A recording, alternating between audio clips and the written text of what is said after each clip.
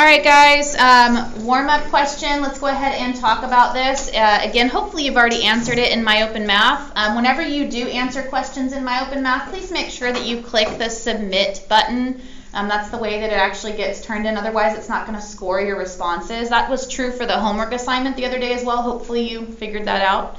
But make sure that you're clicking that. For the warm-up, if you click it and it gives you an X, because it's going to score it based on correctness. If it does tell you that you're wrong, you can change the answer and submit it again. The same is true for the homework assignments, although for the homework assignments, you're usually losing some portion of the points on the warm-up. It's not going to take any points off because it's a warm-up.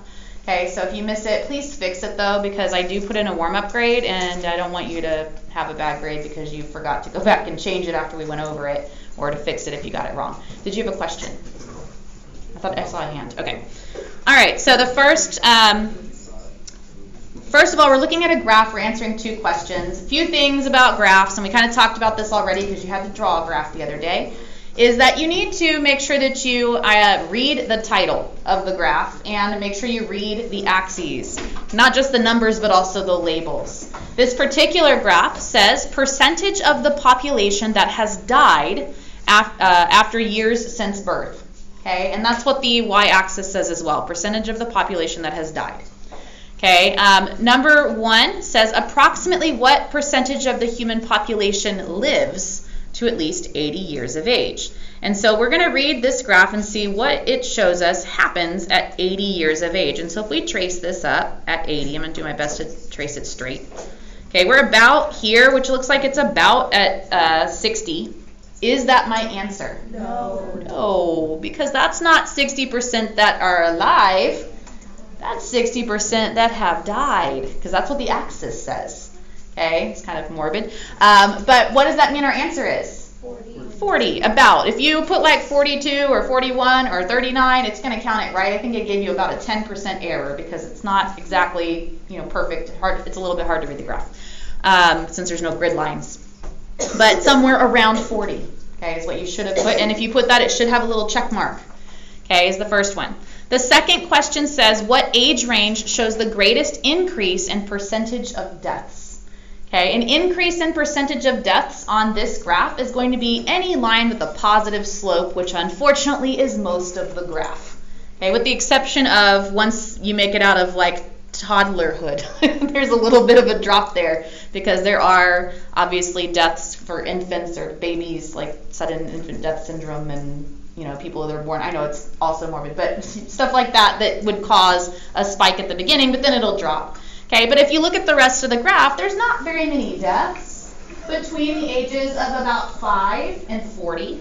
Makes sense. Not very many people die, between those ages, unless it's a car accident or something. Okay, I know, again, this is a morbid graph. From about 40 to 60, there's definitely an uptick, okay, in death, but it really takes off at about 60 to 90, right? Which makes sense because that's kind of where the human life expectancy is, in the middle of those in that range. So the greatest increase in percentage of deaths would be between 60 and about 90 years. Good news is if you make it to 90, it kind of tapers off a little bit. You don't die off as fast if you make it that long. But go ahead and put your answer in there for number 2, about 60 to 90. This, by the way, is an ACT science question. No, I did not write it. Okay, this came from the ACT test. So we are going to obviously talk about analyzing graphs in this class as they relate to physics, but just as a general skill, you guys need to be able to analyze graphs outside of this class as well. And so I will sometimes pull graphs from things like ACT, since they do have a whole science section, and most of you guys are taking or have already taken that exam. All right, so please make sure that you submit the warm-up for today, and you want to look for those green check marks. Again, we are going to be taking some notes today on graphing and on accuracy and precision. I'm going to be talking for most of the period. I'm going to warn you right now, it's going to be a lot of notes. If you write more slowly, or if you want to write literally everything I say, which I don't recommend, but if... Yeah. No, I promise that they are definitely in there. Yeah, they're here.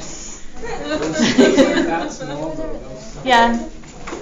All right. So anyway, back to this real quick. If you want to, you can open up these slides on your own screen.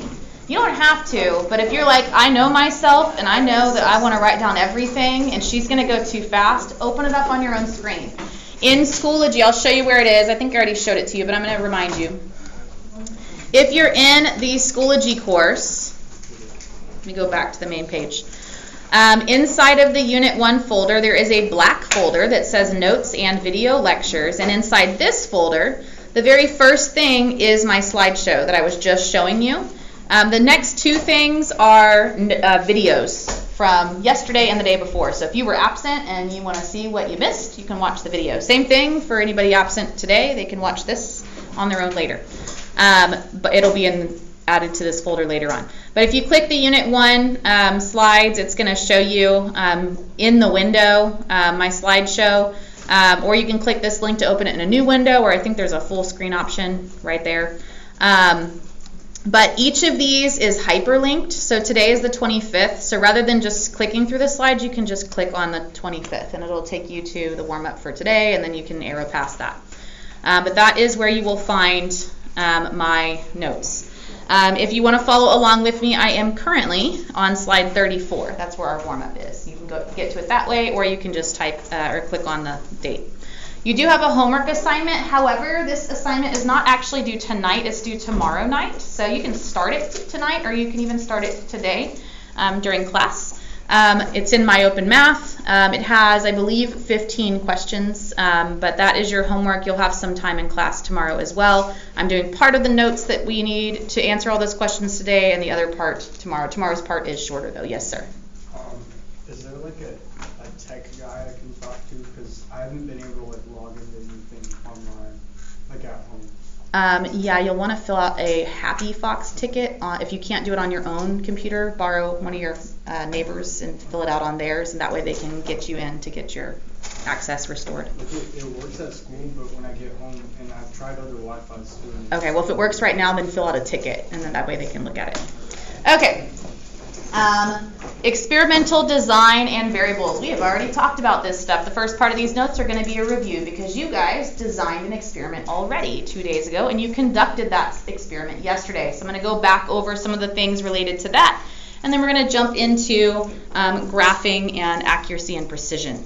It says, consider the following question. So the other day I gave you a question to design an experiment about how strong spaghetti was, if you made a bridge out of it. This question says, if I drive faster, how will the stopping distance of a car be affected? Okay, and so this is a different problem for which you could design an experiment. Okay, we're not actually going to do this one, obviously, because I'm not going to have you guys speeding in the parking lot. But this is something that you could design an experiment for, and so you need to think of how you might do that. Okay, I'm not going to ask you to actually write an experiment for this, but I want to remind you that all experimental setups consist of variables. Some of these are intentionally changed in order to answer the question. Okay, so in this case, if I drive faster, how will my stopping distance be affected? I have to intentionally drive different speeds. Okay, and then others are kept constant so that the results can be interpreted with validity. And we have names for these variables. The independent variable is what you are changing or manipulating in an experiment. In the previous example, the independent variable would be the vehicle's speed. It's the variable you determine before your lab even starts. You guys probably could even fill it into a table before you do the lab. Whenever you did your lab yesterday, some of you tested different numbers of noodles, and before you even showed up to class, you already said, I'm going to do 3, and then 6, and then 9, and then 12. You already had it filled in. Some of you did different distances, spans of the bridge, and you were like, okay, we're going to do 10, and then 12, and then 14, and then 16, and you already had it filled in. So a lot of times you'll already have your independent variable filled in to your data table, or explicitly, you have different amounts listed in your procedure. They don't have to be, by the way, you don't have to do even increments like that. If you wanted to, you could test random speeds, but typically when we're collecting data, we like to do it in even increments because it is easier to see if there's a trend. Okay, if I go in even increments, it's easier for me to see what's happening with my results. But that's your independent variable, is what you're changing. Graphically, this variable always appears on your horizontal x-axis. So whenever you graph the data, it's always going to be on the x. Your other variable is the dependent variable, and this is what you are measuring in the experiment. It should be determined by your independent variable. You're driving different speeds in order to see how your distance is affected, your stopping distance. In that example, your stopping distance would be the dependent variable.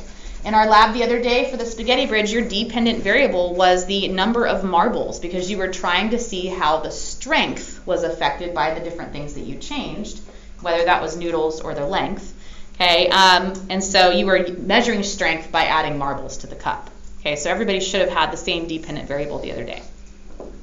But it should be determined by the independent variable. Sometimes it's not, though. In the homework assignment a couple days ago that I gave you, there was one of the data sets where they changed the mass of a pendulum and it didn't affect the period of the swing at all. And that's okay. Sometimes when you're testing it, you're like, does this change this? And the answer is no.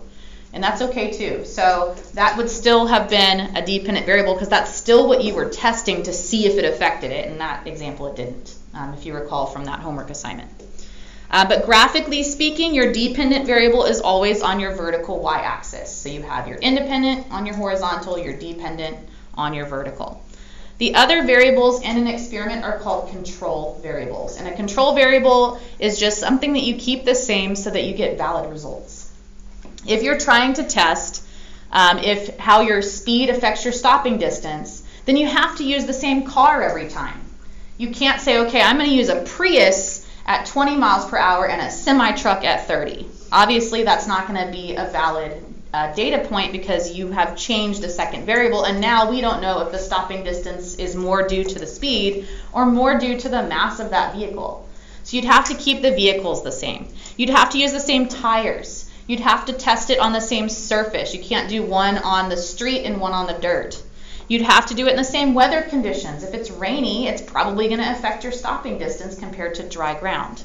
Okay, and so you'd have to keep a lot of things controlled as best you can. And sometimes we don't have complete control over these things, but we can try our best to control so that we get the most valid data that we can.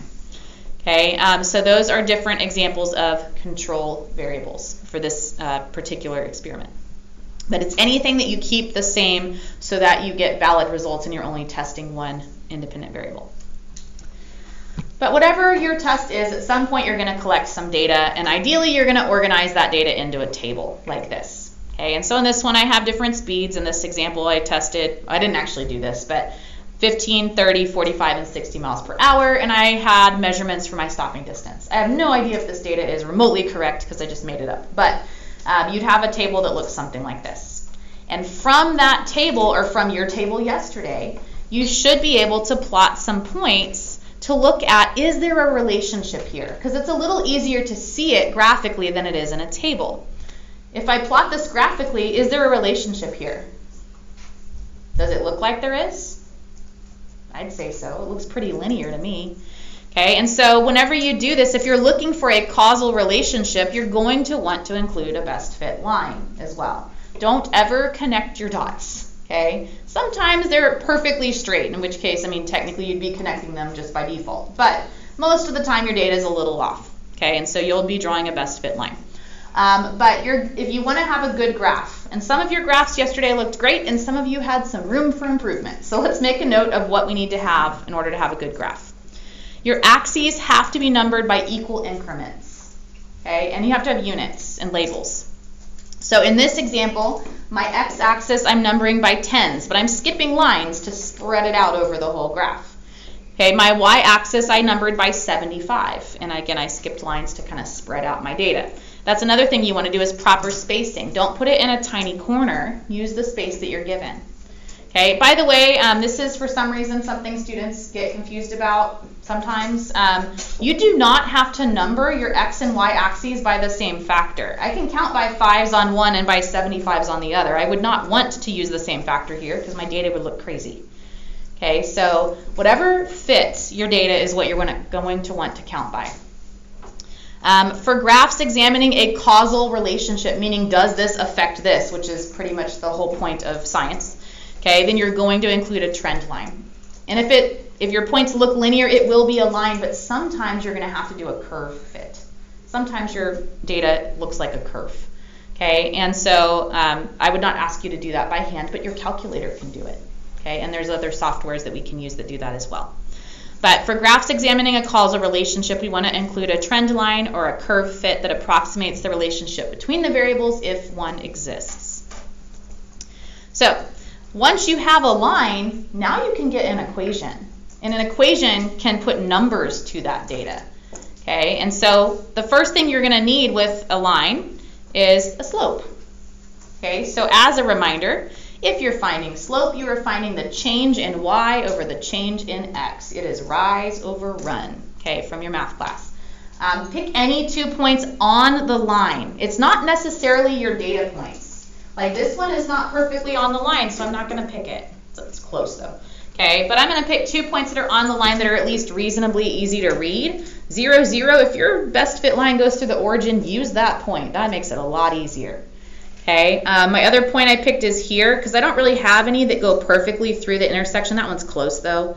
But this one looked like halfway, so I was like, oh, it's easy. It's halfway between 2 grid lines. But you'll pick 2 points and then change in y over change in x. In this example, my slope is 2.8. And because it is y over x, my units are feet per mile per hour, which means that for every mile per hour faster I drive, it takes me 2.8 feet longer to stop, based on this fake data that's probably not accurate. But you can make conclusions from that, okay, and put numbers to it. You can also write an equation, and sometimes you're going to need this equation. Well, not this specific one, but an equation, okay, for something. In this example, again, it's going to be in y equals mx plus b format and slope-intercept form. But in math class, you don't usually have your data tied to a real-world example or to actual data that's collected. And so you just use y and x because it's just abstract. Okay? In science, our data is usually things that we actually measured. And so it has meaning outside of just, I have a line. Okay, and so instead of y equals, you're going to say whatever's on your y-axis. My y variable is stopping distance. So instead of y equals, I have stopping distance equals my slope. So again, y equals mx plus b, my slope, m. Instead of x, my x-axis is speed. Okay, and then plus my intercept is 0. So that's how I would write the equation in this class. I wouldn't write y equals 2.8x. I would write stopping distance equals 2.8 times speed, because now I can draw some conclusions from that equation. Again, that conclusion being that it takes 2.8 feet to stop per each mile per hour of speed, according to this data. So if I'm driving 1 mile per hour faster than than my neighbor is, then it's going to take me 2.8 feet more distance to stop. Again, I don't know that that's accurate, but that's the data that I gave you. Questions about that? Okay, so when I asked you for a mathematical model yesterday, that's what I was referring to. Hopefully you put an equation on your board, but that's what you're going to be doing. And you probably did put y equals mx plus b. In the future, instead of y equals, you're going to have whatever was on your y-axis, number of noodles equals, number of marbles equals, m, whatever that slope was, and then instead of x, number of noodles plus whatever your intercept was. But if you put y and x yesterday, that's okay. Moving forward, I'm going to ask you not to do that. If I ask you for a physics equation, I don't want to see y and x, unless the equation happens to have x in it. Sometimes it will because we use x for position. All right, so again, my conclusion that I would make from this particular graph is the faster the car travels, the farther the distance it takes for the car to stop. And I can see that when I look at the graph, and I can put numbers to that. The faster it travels, the farther it takes it to stop, and for each mile per hour, it's 2.8 feet farther. Okay, so again, that's what the model does, is gives us numbers to put to that conclusion statement. All right, I have 3 questions up here that I would like you to answer about this graph. Okay, because the other thing you need to be able to do is analyze your data. So I'm going to read all 3 of them, and I'm going to have you guys discuss them as a group, and then I'm going to call on some people. But the first one says, why do you think the y-intercept is 0? The second one says, if a car traveling 50 miles per hour takes 120 feet to come to a stop, which I don't think matches this data, so ignore the table, that graph for a second. We're doing a different car. Okay, what would the stopping distance be for a car traveling 100 miles per hour? And then the last one is, what type of relationship exists between velocity and stopping distance? I'm going to give you guys 36 seconds. So turn and talk to your neighbor. If you don't know, ask them, because I'm going to call on somebody. when that timer goes off. Why is it 0?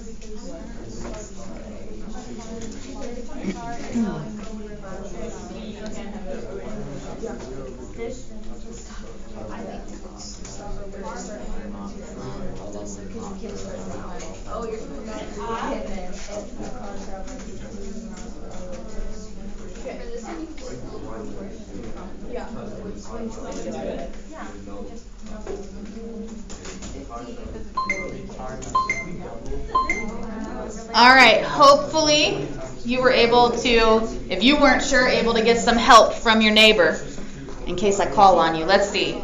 Who am I going to call on first? Let's go with Kaysen. Kaysen, can you tell me why you think the y-intercept is 0? If you're not moving, then there's going to be no time to stop. Perfect. If you're not moving, you don't have a stopping distance. Okay, why would you have one? You're not even moving. Awesome. Thank you, Kaysen. All right, the second question. If a car traveling 50 miles per hour takes 120 feet to come to a stop, what do you think the stopping distance would be for a car traveling 100 miles per hour? Jace. What do you think? How'd you get it? That's right. Do you know how you got it? Can somebody help him out? What do y'all think? What do you think? So I did like a proportion, and I did 12 feet over 50 miles per hour, and then I set it equal to x over 100 miles per hour, There you and go. then cross multiply. Yeah, it's a proportion. It's proportional reasoning. Okay, you could do that, or you could just say, look, I'm going twice as fast. My stopping distance should be twice as far. Okay, and just double that. That's basically what she did. Okay, so 240 would be what you would expect. Awesome. Thank you, Jace. And thank you for helping him out. Remind me. Ava. All right. Last question. What type of relationship exists between velocity and stopping distance? McKinley. The faster you go, the harder it is to stop. Okay. What would you call that relationship? Direct. Perfect. I was like, we haven't talked about it yet, but yes, it is a directly proportional relationship. You could also say linear. That would have also worked. Okay. In this example, our data was linear. Okay, representing a directly proportional relationship because it went through 0, 0. We say it's directly proportional. Not all relationships are linear. There are 5 basic relationships you need to know for this class, and so you need to write down all 5 of these relationships. If you're taking notes, if you haven't written anything else down yet, start here. Okay, the first is no relationship at all. Sometimes your data is not related. Again, that homework assignment that I gave you a couple days ago, there was the one where you changed the mass and it had no effect whatsoever on the period. Okay? And so in that case, there would have been no relationship. And if you graph something that has no relationship, you get a horizontal line because in this example, this one's kind of ridiculous. How does the Scoville rating of a pepper I eat affect my height?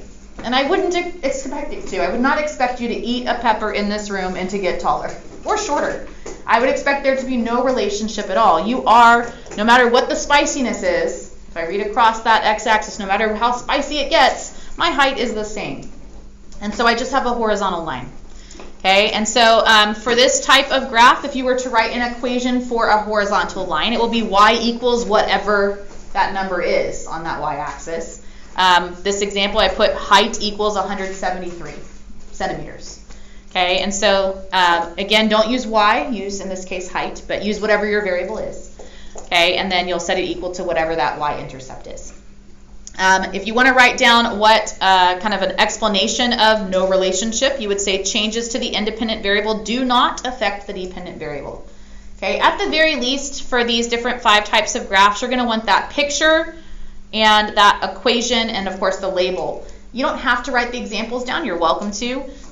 If you want to write down the relationship at the bottom, you can. That's kind of like a definition. But at the very least, the picture of the graph, the equation, and then the label, no relationship. Here's the second type.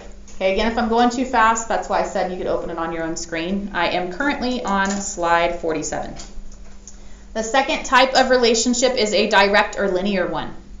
A graph with a direct or linear relationship is going to be a straight line. It's going to have either a positive or negative slope depending on that particular relationship.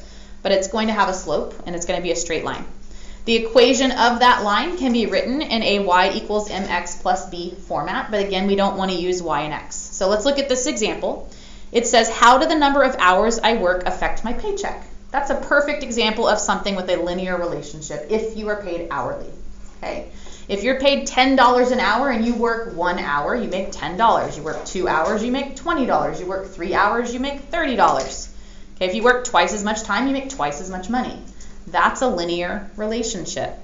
Okay, for this example, I would write the equation instead of y equals, I'd say pay equals. Instead of mx, I'd do m, whatever my slope is, times the time, because that's what's on my x-axis. And so if, let's say I'm paid $11.50 an hour, then my equation would be pay equals 11.5 times t plus 0, okay, because there's no y-intercept there if you're just paid hourly. Again, in a direct relationship, your two variables have a direct connection so that if the value of x is changed, y must change in the same proportion. If I double one, the other doubles. If I triple one, the other triples. If I only work half the hours, I only make half the pay. Okay, that's going to be a linear relationship. The next type of relationship is an inverse relationship. This graph is going to look like a curve sloping downward. The relationship here, I did not put an equation for this one because you could write it with a constant in there. Well, it's not really constant, with a variable in there to represent whatever value. But instead, I'm just going to write the relationship for the rest of these. Y is proportional to, that is what this symbol is. This is called a proportionality symbol. Y is proportional to 1 over x. Okay, so you could write an equation, but in that equation you'd have y equals 1 over x, maybe times some other value or plus some other value, but you'd have 1 over x. Okay, in this particular example, I said, how does my speed affect the time it takes me to get to my destination? If I drive twice as fast to get somewhere, I would expect it to take me half the time. That's an inverse relationship. If I drive 2 times as fast, my time is half. Okay, if I drive 3 times as fast, my time is a third, unless I get a ticket. Okay, again, the relationship y is proportional to 1 over x. In this graph, my y variable is time. It would be proportional to 1 over speed, or you can write it as speed to the -1 mathematically. That is the same thing. I am saying that time is proportional to the inverse of speed. Another way to say that is time is inversely proportional to speed. Okay, so that is the relationship here. In an inverse relationship, your two variables are interrelated, but the change of one causes the opposite change in the other. The fourth type of graph is called a squared relationship. It doesn't have to be squared, but that's typically what we deal with. You can call it a power relationship as well, because it could be to the third or fourth or whatever power. But we really only deal with squares in this class. All of our equations don't have anything cubed or to the power 4. In a squared graph, you're going to have a graph with a positive slope that gets steeper and steeper. Okay? And it gets steeper and steeper because you're squaring one of the variables. That's what the relationship says. Y is proportional to x squared. In this example, and this is one everybody should be familiar with from their math class, how does the radius of a circle affect its area? We know that equation. Area of a circle is pi r squared. So if I was to double my radius, then my area would not just be doubled, but would be 2 squared, or 4 times as much, because it is squared in the equation. And that is why this slope gets steeper and steeper like that. Because as I double one, the other is quadrupling. As I triple one, the other is going up by a factor of 9. Okay? So we would say in this case, area is proportional to radius squared. The explanation for a squared relationship is changes to the x variable cause an ever-increasing change to the y variable because it's being squared. It's the square of the change in x. The last type of relationship, and honestly you probably won't see this one much if at all, is a square root relationship. But I want you to know it just in case. Okay, a square root relationship is going to have a graph with a positive slope that slowly tapers off and gets more and more horizontal. And it's because as you are changing your x value, as you're increasing it, your y value is increasing, but it's getting smaller and smaller because you're square rooting it every time. The increase is getting smaller, and so it flattens out. Okay, the relationship you would write like this: y is proportional to the square root of x. Or mathematically speaking, if you square both sides of that, that becomes y squared is proportional to x. You could also write it that way. In this example, I said, how does your height off the ground, like your altitude, determine how far away you can see?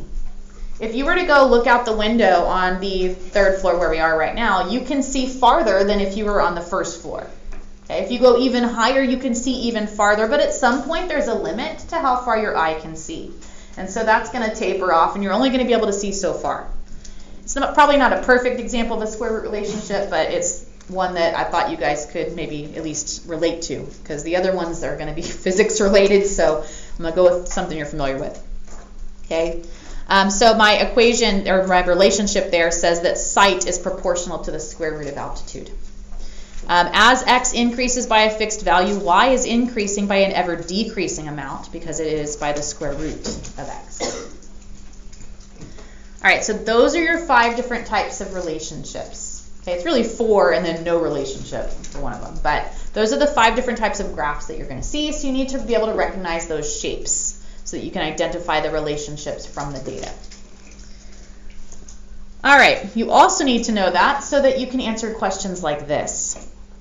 If you want to write these down as examples, you can, but it says label each mathematical relationship and then identify the effect on y when x is quadrupled. So if I quadruple whatever the value is for x, what happens to y? So if I look at the first one, okay, what type of relationship is the first one? Yeah, it's a linear relationship, okay? Y equals kx, whatever k is, slope of whatever the line is. Okay, so that is a linear relationship, and so I would say here that y is proportional to x, because that's a linear relationship. And if I quadruple x, what happens to y? It's quadrupled. Yeah, it's linear.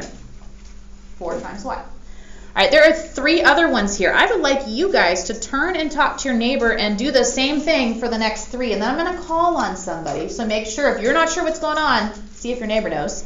Talk to them so that when this timer goes off, if I call on you, you are ready to give an answer. You have 41 seconds.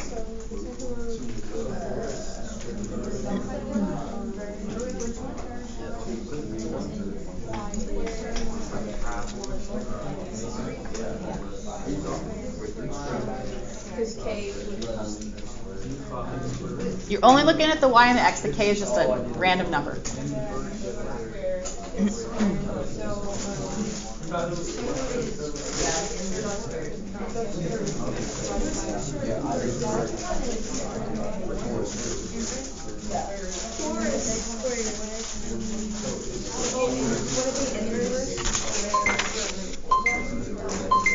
All right.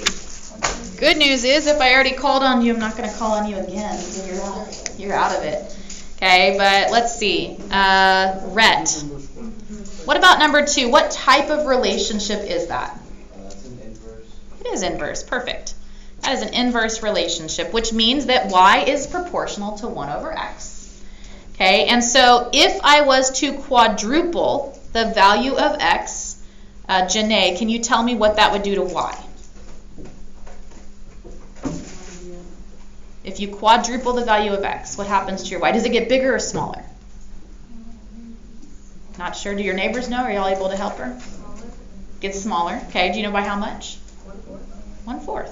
Yeah. Because you're dividing by that x. 1 over 4. Okay. All right. Let's try. And thank you for that, Alexa. Let's try number 3. Aiden. Squared. It is squared. Thank you, Aiden. Okay, which means that y is proportional to x squared. Okay, so in that case, if I was to quadruple x, what is going to happen to y, Shloka? It'll be 4 times as much as squared. What does 4 times as much squared mean? How many times is that? 16. Perfect. Not just 4, but 4 squared, which is 16 times as much. I'm going to show you a little trick real quick. Look at this relationship, these statements that we just wrote out. Y is proportional to x, y is proportional to 1 over x, y is proportional to x squared. Pretend for a second, Okay, and these are not really equations, they're proportionality statements, but pretend for a second that that's an equal sign. If x is 4 times as much, y is 4 times. Y would equal 4. Y here would equal 1 over 4, 1/4 as much. Y here would equal 4 squared, 16 times as much. Okay, so you can actually treat that statement, if you can write it out, that'll show you what's happening as well. That's another way to do it. Okay, the last one's trickiest, so I want to see if anybody wants to volunteer rather than me picking on somebody first, and otherwise we'll have to talk our way through it. Anybody know what that one is? They think they know. What do you think? Thomas? Inverse squared. Perfect. Inverse squared. There's actually 2 of them. Okay, we didn't talk about that. But this is both inverse and squared. If you take numbers 2 and 3 and kind of do them both, you get that. Okay, so that would mean that y is proportional to 1 over x squared. Okay, which in that case, what does that mean happens to y if I quadruple x? Yes? It would be 1/16. Perfect. 1/16. Okay, again, treat that like an equal sign and then just plug the 4 in. 1 over 4 squared, 1/16. Any questions about that? Yes? Inverse squared is the same as square root. No. Inverse squared is not the same as square root. Any other questions? Okay. All right, and then we're going to go over this real quick. Accuracy versus precision. For those of you who took chemistry last year, or maybe you're doing it in chemistry now, I don't know if they're exactly what their first week looks like, but you are going to want to know what these terms mean. Accuracy refers to how close a measurement is to the true or accepted value. If you're accurate, you're right. Okay. If I say, the mass of this calculator is 147 grams, and you take it and you put it on the balance and you get exactly 147 grams, then you would be right. You'd be accurate. Precision is how close your values are to each other. Okay, if you're measuring something and you're getting values all over the place, like your first measurement's 147, but then you get 132, and then you get 155, that's not precise.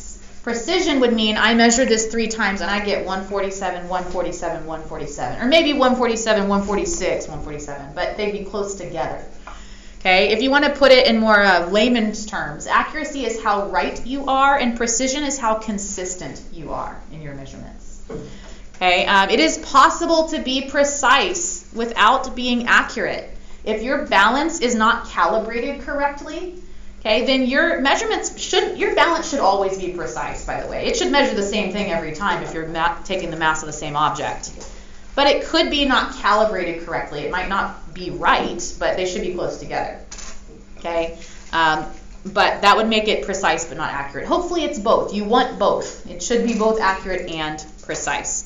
It is also possible to have an accurate average, even if your measurements aren't precise. So again, like I gave that example, 147, 135, 146, whatever, the average would probably be pretty accurate, okay, of those. So you could have crazy measurements that are all over the place and just by dumb luck get an accurate average.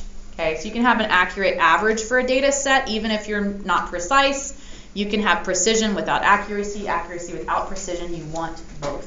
Okay, you want to be both accurate and precise. All right, here is an example to look at. It says acceleration due to gravity on Earth is 9.81 meters per second squared. That is the actual gravitational acceleration. 4 physics students conducted an experiment in which they measured the time it took a ball to fall from a height of 4.5 meters, and then they calculated acceleration. Their data is below. I want you to answer 2 questions. Which student is most accurate and which student is most precise? Again, I'm going to have you turn and talk to your neighbor, and I'm going to call on somebody. This is a shorter one. You only have 20 seconds. Okay, so turn and talk. Be ready to answer if I call on you.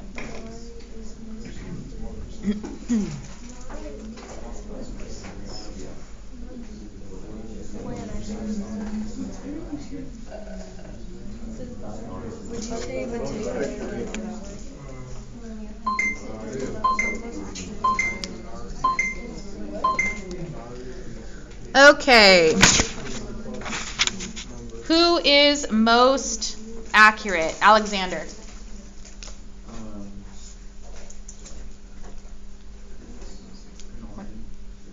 Nari?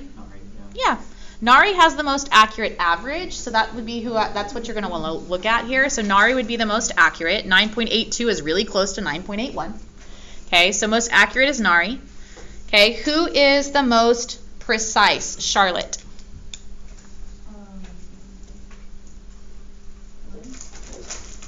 Sorry?